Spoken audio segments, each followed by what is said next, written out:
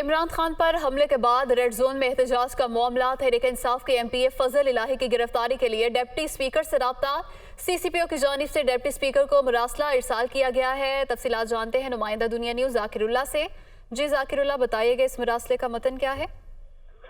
جی بالکل، عمران خان پر حملے کے بعد ریڈ زون میں جو احتجاج کیا گیا تھا پشاور میں کور کمانڈر ہاؤس کے سامنے، تو اس میں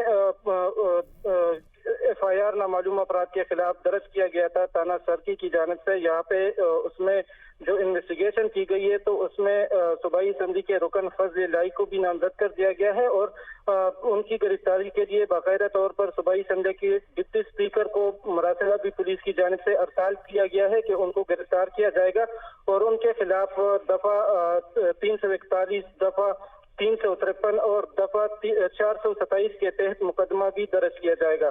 تو باقاعدہ طور پر فضل الہی نے باقاعدہ طور پر اس کی تصدیق کر دی ہے کہ مراسلہ ڈپٹی اسپیکر کو موصول ہو چکا ہے اور ان کو بھی کافی مل گئی ہے۔